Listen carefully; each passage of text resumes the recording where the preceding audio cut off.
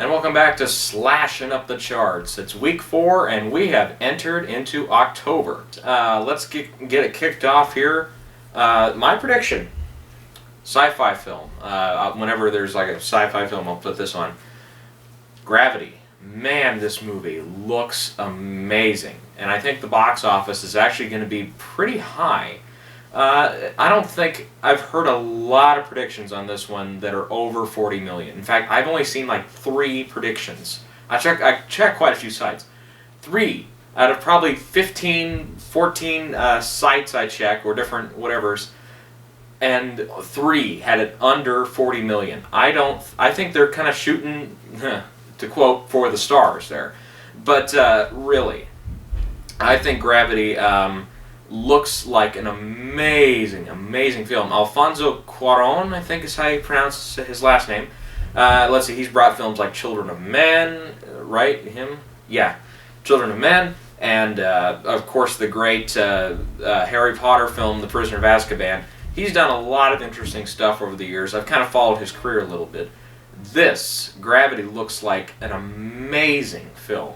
I saw the trailer, when was it? It was quite a few months ago. The first teaser trailer came out, and as soon as it was over, all I could say was, "Whoa!" I literally was kind of speechless after a while, and then and then the clips came out a little over a month ago, I think, and oh yeah, I just said, this is a movie I'm going to see opening weekend, probably twice if I absolutely love it. And from what I'm hearing from the critics, they absolutely loved it. Matter of fact, this, what I'm about to say, actually might get a few of you convinced to go see it if you're kind of wavering on it. Not too long ago, I saw, or was rewatching rather, the Godfather trilogy. And 2 amazing, unbelievably brilliant films, and one that kind of sucked. But that's beside the point. That's for another day, another review. I checked Rotten Tomatoes. The average score for critics on The Godfather was a 9.1, and The Godfather is measured by AFI, by like Empire Magazine, as one of the best films ever made. I probably would rank it as one of the best films ever made. And its top critics rating was like an 8.3, but the film is at 100% on Rotten Tomatoes. And yeah, it's one of the greatest critical and box office successes of all time. In fact, if it were to open today and get about the same cash it did back then, it would be just domestically, I think. I take that.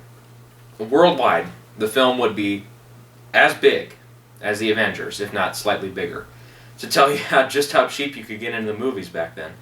But anyways, at that rate, I looked up Gravity today, and the average rating is a 9.1. So according to critics, this is a film that is as good as The Godfather. I'm going to let that sink in. I'm going to say it again. According to Rotten Tomatoes critics, this film is as good as The Godfather. And then I looked up top critics' ratings. Theirs is a 9.4 out of 10, and at 100%. The movie itself right now is like 98. You never see a movie at 100% these days. Very rarely, especially a wide release. I think, aside from probably 3 years ago, if my math is right, that we have never seen a movie in a wide release get that high of a rating in a long time. We've seen some like 96s and 97s, but hardly ever a 98, or potentially the film could get 99% and match Toy Story 3. But man, this film does look very good. Of course, the basic story of it, of course, is you've got Sandra Bullock and George Clooney as 2 astronauts in space, and something goes wrong, and the 2 are left with about an hour and a half, a good timing, because the movie only runs an hour and a half, so it's in real time. They only have like an hour and a half to survive. They have an hour and a half of air and then they need to find another source, or they're going to die. And It's an absolutely amazing looking film as far as the special effects go too. I think I've said the word amazing like 5 times now, so I'm gonna slow it down a little bit. Um, I do think that the film's chances at the box office are they're kind of all over the place right now. I mean, a lot of people are predicting 40 million. A lot of other people some are even getting closer to 50 million. And some are saying like 30, very close, 38, 39, 40, or just under 40 rather, like 39.8, stuff like that. Anyways, you know what I think? My prediction, 38.9 million. It's going to come close to 40, but because the film's very original, because the film is very, wide, or not wide,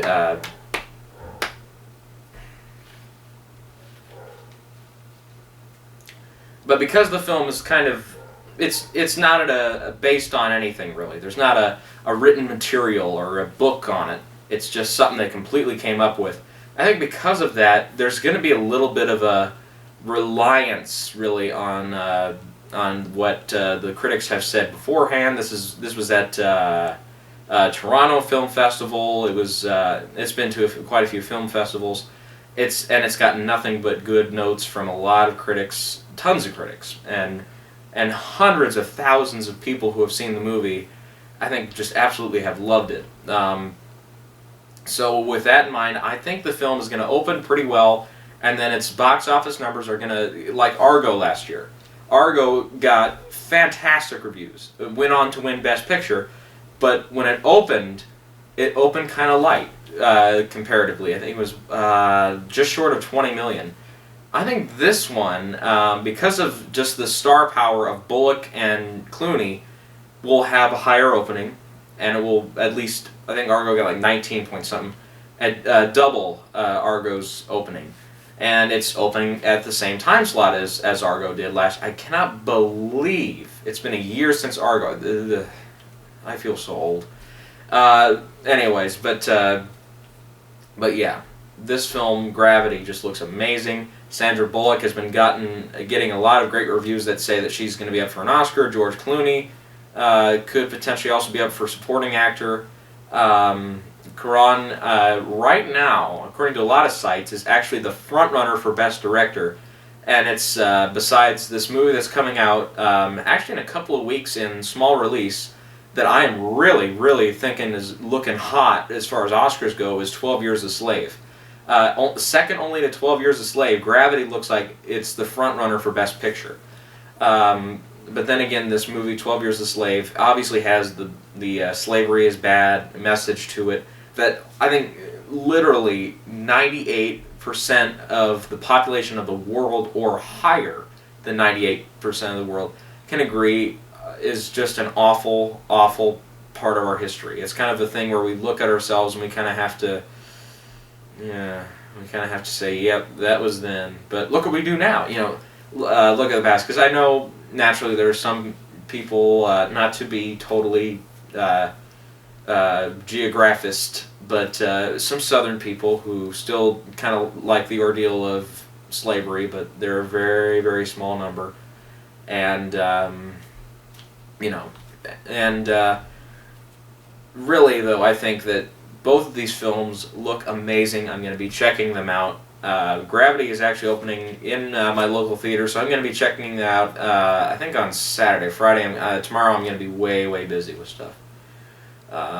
Too busy to check out Gravity, unfortunately, with different stuff that's going on. But Saturday, that night I'm going to check it out, and if it's good enough, I'll go back and see it twice before I get back to a review. But yeah, expect that coming up. I'll probably be my prediction for my review, I'm going to probably be so wowed that I won't have any choice but just to say, I can't think about this for more than 5 seconds. I just have to say that it's amazing, and I'll get the review up. Now, as far as the Butler review goes, if any of you were actually watching for that, I still haven't decided on the rating for that. I don't even know if I'll even get a review up, because I might just need to see it again. I'm not. It's out of my local theater now. I'm not going to go across the country looking for it. So I'll probably wait for DVD on that if I don't get a review up within a couple of weeks. Because seriously, it's a weird case. But anyways, that's that. Gravity, again, my prediction, 38.9 million, just short of 40. But this next week, as Captain Phillips opens, it might just... Captain Phillips might open second to Gravity. And Gravity, if its audience really loves it and they want to go back again, yeah, they're going to go see it. So with that, that's Gravity. Next I'll talk about Runner. And this film is not going to run away from the box office as a winner. Definitely not. Oh, and by the way, Gravity opening in 3,575 theaters. So, yeah, it's really likely that it's playing at a theater near you. So, go see it. Go see it. If you're kind of wavered on it, remember what I said about The Godfather. Go see it. It's as good as The Godfather, according to Rotten Tomatoes. Okay, next up, Runner. I have to say, a couple months ago, I think was when the trailer came out, and when the early buzz was kind of on it. And of course, the film stars Justin Timberlake. This Gemma Arterton, I think is her name. But she's in like Quantum of Solace and the terrible Clash of the Titans movie and stuff like that. And then recently the Hansel and Gretel movie with Hawkeye. So she's been keeping busy. And Ben Affleck, two-time Academy Award-winning Ben Affleck. And the film is basically like a poker movie. Apparently Ben Affleck is a rich guy. Justin Timberlake steals from him or something or other. And I didn't see the trailer a couple months ago, and I've barely seen any advertisements for it. But the film just doesn't look, from what little advertisements I have seen, it doesn't look all that appealing, and it looks like a dumping ground movie, if you know what I mean. Kind of like a few weeks ago, The Family or stuff like that, or the Battle of the Year. The movies that the studio greenlights because they say, yeah, this movie can make a little bit of money. And then they say, okay, well, we don't know when we're going to release it, so we'll wait, until it's just about finished. And then they see the dailies, like an early rough cut while they're finishing principal photography or whatever, to determine the date, and they look at it and they say, we've created crap. And we've wasted 20, maybe $30 million on it, maybe even higher, maybe 40, depending on whatever movie it is. And it's not looking good. It's not looking good. We got to get this so that our studio holds a better reputation. We need to get this released at a time where where people are going to bounce back from it and see our next production. Yeah. Runner looks like another one of those films. A dumping ground film. There's a couple other ones I think coming out this month that look like that, but maybe not. We'll see. Anyway, so what do I think about the movie? I think the movie will still find an audience this weekend. I don't know if it's going to score the number 2 spot. Probably not. But it's certainly going to be like in the number 3 spot. Maybe the number 4 spot. But certainly... I have to say that Runner is not a movie I'm going to go jump out and see. Even though Ben Affleck is in it, and right now Ben Affleck is one of my favorite guys in Hollywood. One of my favorite actors to follow. Also, like Daniel Day-Lewis is another one. Whenever he's got a new movie out, keen interest for me. I am absolutely on it 100%. Jennifer Lawrence is the same way. Basically all the Academy Award winners from last year. Or really good Academy Award winners from the year before, like that guy from The Artist, Jean Dujardin, that's right. Whatever, he's got like 2 or 3 movies coming out this Christmas, or at least one, The Wolf of Wall Street, which I've been hearing they might push back to next year, and that makes me sad, because Scorsese does brilliant work, and I want to see his next project right freaking now. And The Wolf of Wall Street looks like it's going to be a really great film. Like Hugo from a few years ago, Scorsese did a brilliant job. The Departed, of course, fantastic. Even back to Raging Bull, of course, Goodfellas, probably the prime film where he was at his top level. He was on the top of his game. Goodfellas. and there's a really, probably one of his better films actually, like on the level of A Raging Bull, is a great movie with Ellen Barkin? No, not Ellen Barkin. Ellen Bernstein, that's right. I knew it was an EB actress there.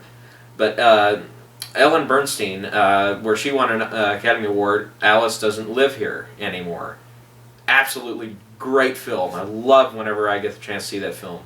And it's one of Scorsese's earlier ones. It's got like Harvey Keitel's in the supporting cast, and yeah, it's a absolutely great film. A smaller film, kind of like Mean Streets, but it doesn't kind of have the modern day bounce back that Mean Streets does. Because Mean Streets, you know, Robert De Niro, you know, great stuff there with Scorsese, one of his earlier films. Yeah, immediately now people say, oh, an early Scorsese film, I'll buy that. You know, Mean Streets, you know, when it's on DVD. But Alice Doesn't Live Here Anymore, not that type of film. Anyway, so I'm totally off topic now. Check that one out if you haven't seen it. Runner Runner. I'm going to give it a thumbs down as far as my interest in it. No, not going to go see it this opening weekend. Probably going to wait for DVD or Netflix on this one, folks. Opening in just short of 3,025 theaters, 3,024 to be exact. And I think the weekend, I think people are, you know, poker is a mutual interest for some moviegoers. You know, I'm not a big card player to begin with, but like I play stuff like blackjack. Like the 21 movie that came out a few years ago with like Kevin Spacey, I didn't think that was, and Lawrence Fishburne, I didn't think it was that bad. Critics didn't like it, and audiences turned out for it. I thought it was okay. I didn't think it was the best film ever made, but it was certainly a good one. And Runner Runner does not look like that. The best poker movie I think we've ever seen, though, is certainly Casino Royale, at least recent. I'd have to really put some thought into it and look back at older kind of gambling movies, like, you know, just overall gambling movies. I think one of the best gambling movies actually ever is The Hustler, you know, pulled with Paul Newman. But certainly, Runner Runner not looking like the big green light of the weekend. And my prediction, 14.7. I think that's going to be good enough for third place, but with Cloudy with a Chance of Meatballs 2 still in the most theaters over the weekend. I think it's still in over just barely over 4,000 theaters. 4,001, I think, was the number I saw. It's still going to hold, I think, have a pretty good hold from last week and still score about 20 million. So unless Gravity really fails, which I don't want it to, then Cloudy with a Chance of Meatballs 2 is going to have second place this weekend. And I'll get there's a couple other smaller movies I'll mention here really quick before we go into the top 10 for the weekend. Okay, so I'll mention a couple of quick movies here. Last week I wore this is the stupidest thing. I wore a Metallica shirt because I said, oh, there's a Metallica movie coming out this weekend, Metallica Through the Never. And I wore the shirt. Lo and behold, I didn't even mention the movie. That's great. That's great. Well, it opened pretty well last weekend, and now they're expanding it. It's in 650 theaters this weekend. Some are saying it's got a chance of being in the top 10. I don't know. It would be close. It would be close. And I think the Metallica fans who really love Metallica, like myself, but I'm not included in this, have already seen the film. And even if they absolutely loved it, concert films are things where you see them once, maybe twice. And unless it's absolutely your favorite group, you might buy it, you probably buy it on DVD, and then it sits on your shelf for a good amount of time. Every once in a while, maybe you pop it in if you're having a party at your house, whatever, and you want background music, but you don't want it just to be iTunes, you put in a concert DVD. And Metallica Through the Never, I think, is going to be one of those cases where people go see it. Yeah, it's going to be a big hit, I think, overall. It's going to get probably some good money. And it's certainly something, it's never going to come around my local theater. And I probably, as big a fan as I am of Metallica, I really like their music. I can't say I'm going to drive out 50, 60 miles and go see a movie of theirs. When pretty much all you're getting is just a few video images that I've heard the editing and how they shot it and things are really, really cool, but it's something I'm sure Netflix would love to get on their instant stream, and they probably will. They have a few good, like, Pearl Jam stuff on theirs, but I'm not as big a fan of Pearl Jam as I am of Metallica. But certainly, it's something I think Netflix will get a hold of and will have. So I'll probably see it on Netflix. But that's one I'll mention because that one looks like it's a pretty good, interesting experience kind of for a movie, and it's an alternative movie to go see. So for that, I'm going to give it points, and I'll give it a mention. And say if you're a big Metallica fan and it's playing near you, you should probably go see it if you haven't already decided if you're going to go see it or not. Then also, last weekend, a big surprise at the box office was Enough Said. This little movie with the girl from Seinfeld and the late, unfortunately late, James Gandolfini. It was basically a rom-com about James Gandolfini, who's this guy who's got, I think if I remember from the trailer, he's got like one or two ex-wives. He's got one ex-wife, and she's like saying he's the most absolutely laziest guy. He doesn't he's not very hygienic. All this stuff, and this girl from God, her name is just escaping me right now. Julia Louis-Dreyfus. There, it came to me. And then she's kind of this girl's like, well, okay, maybe I could try, so she meets him, and then the two kind of like, and I'm probably gonna, I have a little bit of a reservation against this movie, because I certainly, from the trailers and from the reviews and stuff, this looks like, it's a nice little indie movie, I'm glad it's getting a very good audience, I really am, but I hold a tiny bit of a grudge against it, and I know it's not entirely the film's fault, but there was this great, and if you've watched a couple of my videos lately, you know how much I love to mention The Spectacular Now, which currently is my favorite film of the year. That film, Spectacular Now, opened really similar to Enough Said, and I know obviously the big difference between why Spectacular Now sits right now with $6.5 million domestically, and Enough Said is probably going to finish with over 10 million minimum. Why? Obviously, bigger star power, way bigger star power. Spectacular Now, it's got two kids. Yeah, it's probably not going to bank as much. Two good, really really great actors. One of them just passing away. The other one, really with a good. Or I haven't seen it actually, but good reviewed, well-received television show, and also a past history in television where she's done really well. Yeah, the film is obviously going to get bigger receipts, bigger box office success. So I'm glad people are seeing it, and it's certainly a movie that reminds me of that. It's kind of like it's similar to it, but a lot of rom-coms that are independent basically are like that. And this one is more focused, I think, on, at least from the trailers, then again, the trailers for Spectacular Now did the same thing. It looks like it's more focused on the comedy aspect. But Spectacular Now had a really serious side to it at times. And I'm sure Enough Said, same deal. But I've actually heard now James Gandolfini, because of his passing, and because, he looks like he did a really nice job in this film, they've been saying he could be up for an Oscar for this. He'll get a, oh God, what do they call it when an actor dies or a director dies and they give him a, I can't even think of it right now, or whatever, when they decide, oh yeah, we'll give it to him, at least a nomination or sometimes a win, like Heath Ledger a few years ago. Whatever. Anyways, but they'll give him like a pass, kind of, and they'll say, we'll include him. And, of course, when it comes down to that, a lot of the times I say, in my opinion on it, is, okay, just because the guy died, and I know this sounds extremely cruel, believe me.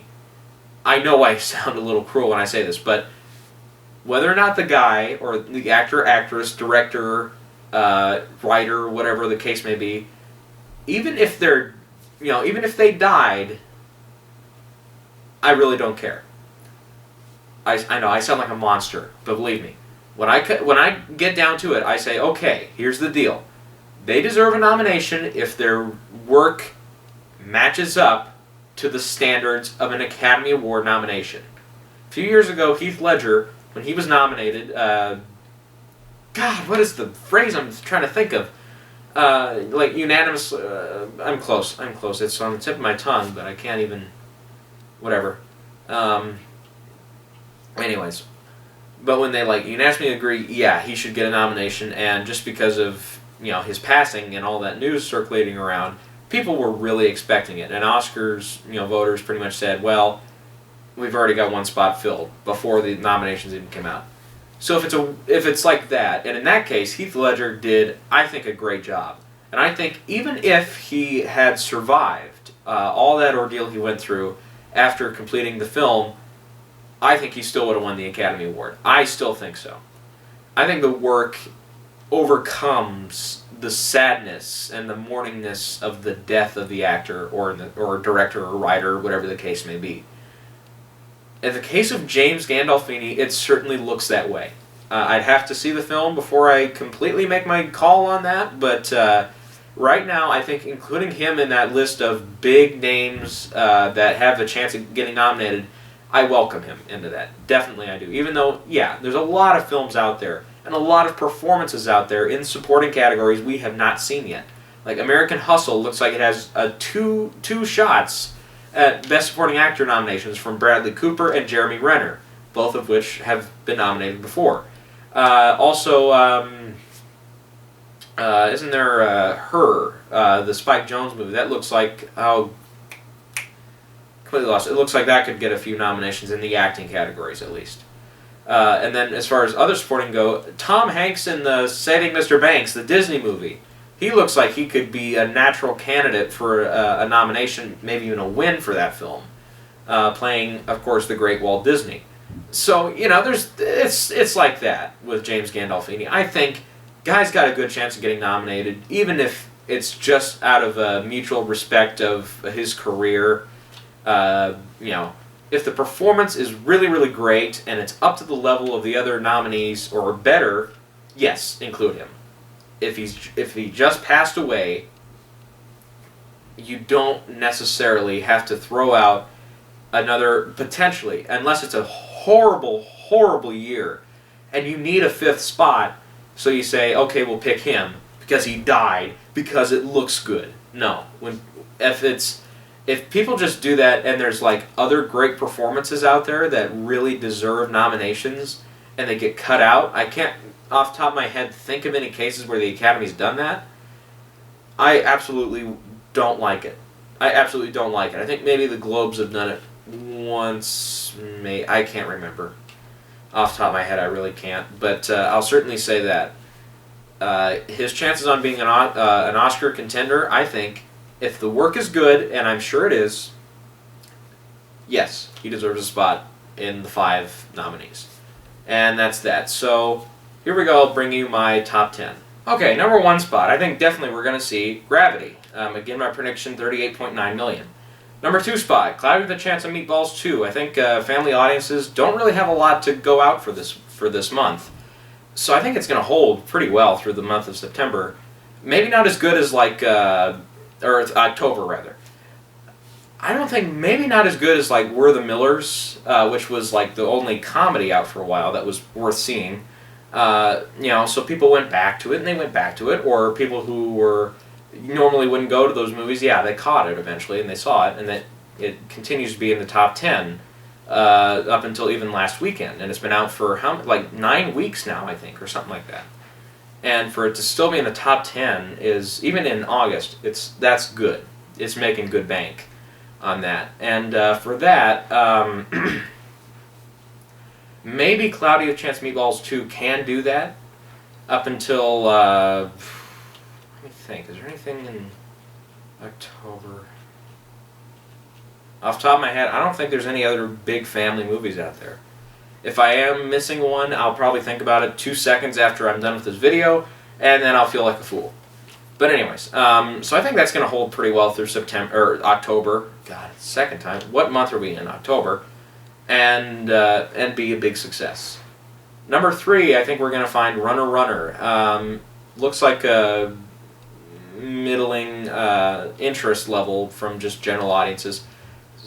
The chances of it actually getting to my prediction 14.7 million are kind of high. It'll get somewhere around there, but I don't think it's gonna get to the level of like Battle of the Year, like that bad of an opening. I don't think so. No. Okay, moving on. Number 4, I think we're going to find Rush. This movie opened pretty well last weekend. I thought it was going to do worse than it did. So, kudos to you, Rush people who went out to see it. I think it's going to probably do well, and it's expanding. It added a couple of theaters, so good. People are spending their money wisely. In the 5th spot, I think we're going to find... oh boy, the 5th spot's it's going to be a little competitive. Baggage Claim is adding a few theaters from last week. It opened okay. Don John is not adding any theaters. That's probably going to fall into a smaller chance of reaching number 5, so it's not going to be my prediction. And then also Holdovers from a couple of weeks ago. You know what? I don't think they actually stand... No, I'm going to just call it. 5 spot is going to be Baggage Claim. But I do think, with a couple of reservations, though, added in, that it's probably going to be toward a really small number. After the top 4, it's all downhill from there. In the 6th spot, this is a little bit tougher now when we get into it. Last week, Insidious Chapter 2 made it to the 6th spot. I can't remember what I predicted it to be last week, but yeah. 6th spot. Let's see. This is kind of tougher now because there's also like The Family opened. Prisoners is still out there. I think Prisoners actually is gonna fall a little bit more than some people are really predicting. I think Prisoners is gonna end up number 6. But that's only because, and this is an odd prediction, I think Prisoners is actually going to get less than $100,000 than Baggage Claim. I think it's going to be that close. But those two, I think, maybe in retrospect, maybe I should just switch them around. Because those two, I think, are going to start battling it out. But Prisoners, I think, people have seen it. It's doing well. It's not doing fantastic. I didn't even predict it to be... or did I? I predicted number 3 last week. That's right. It did better than that. It did garner the number 2 spot, and it did hold pretty well. I think the appeal of it is starting to pass a little bit, though. I think the Oscar chances are very, very, very quickly slipping away. Hugh Jackman is now toward the bottom of the list as best actor candidates. If anything, this movie is going to score probably more in the technical categories. I've heard the cinematography is great. I've heard the editing is really, really well done. I've heard even that, oh God, what's his name? Jared Leto, I think is his name. No, I'm not even right on that. Anyway, Paul Dano, that's it. Paul Dano, I'm not sure how you pronounce it. I've heard he has a smaller chance, not so great of supporting actor nomination, but I think the film's going to slowly start falling away. Number 7, I think we're going to find Don John. Don John didn't do very well last weekend. Too bad. I still want to go see it. It's not playing at a local theater, so I can't go see it. And I'm probably not. I probably won't have time after Gravity this weekend to go see it. Because Saturday, actually, during the day, I'm going to be really busy too. So I'm not going to plan on that anytime. So with that in mind, number 8, we're probably going to find for one more week in the top 10, Insidious Chapter 2. I think it's holding well, not fantastic, but give it a shot at number 8 spot. Number 9, The Family. The Family is actually doing pretty well at the box office. I'm surprised. So with that, The Family, I think, is actually doing pretty good business as far as what people, including me, were speculating. It opened pretty well for kind of a smaller, not so well advertised film. So yeah, with that, I think number 9 spot will be The Family. In the 10th spot is where really we throw in the kitchen sink. The Monkey and the Wrench is the 10th spot. It could be one of like 5 films. It could be We're the Millers. It could be the Instructions Not Included. It could be The Butler, maybe. It could be, did I say We're the Millers? I think I did. It could be the Metallica film, or I think, more likely, and what I'm going to predict, number 10 is going to be Enough Said. It's in 437 theaters now. Good, I remember the number. And I think the buzz around the movie is starting to go up a little bit more. I think I've seen actually a couple advertisements on television for it. So kudos to you. Not spectacular now. I'm just going to call it that. But certainly, no offense to you, filmmakers of Enough Said. I just think, unless, and you could totally blow me away, I'm going to see the movie, no doubt, when it comes out, probably more likely on DVD than anything else. I'm going to see it, and I'm probably going to like it. But part of me says it's not going to be anywhere as good as Spectacular Now. If anything, if there's going to be a movie that comes out this year, later this year, that has any chance of beating Spectacular Now as far as my reaction to it and my rating to it, I think there's a couple possibilities. The first, Gravity, actually, coming out this weekend. Yeah, it looks, the reviews are absolutely astoundingly positive, almost universally positive, actually. Also, the 12 Years a Slave, yeah, that movie looks fantastic, and the reviews are phenomenally great as well. The Saving Mr. Banks movie looks like it could be really, really, really good. I mean, you've got Emma Thompson, who's gotten 2 Oscars, one for writing, one for acting. And then you've got Tom Hanks, who's also got 2 Oscars, none for writing, both for acting. And between the two, also quite a number of nominations. So the both of them being nominated, I think, for Saving Mr. Banks, and if it holds up well, and if people actually, the Academy really likes it, like a lot of people are saying they're going to, it's a no-brainer. You got 2 nominees right there. Out of the 20 nominated actors, you got 2 safe spots right there. So keep that in mind. And also, David O. Russell's new film, American Hustle, looks really fine.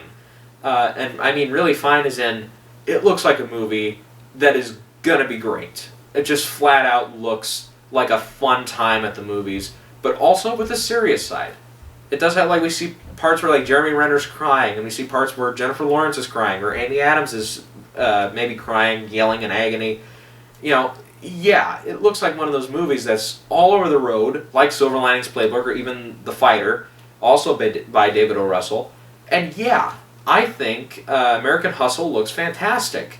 And I'm going to go see it, for sure, right before or after the mark of 2014, because it's coming out like right before Christmas, which is a great time for a movie like that, where it can really garner the Academy Awards attention. So with that in mind, that's my thought. Is any one of those, what did I list, 4 films have a good chance of being as great a film, or even better, than Spectacular Now, but I'm going to have to wait and see. So with that said, again, I'll run down my I'll say top 3 today. Number 1, Gravity, $38.9 million. Number 2, Cloudy with a Chance of Meatballs, probably slightly more than $20 million, average prediction. And number 3, Runner Runner, not a very interested film, $14.7 million. And with that, until next time, adieu.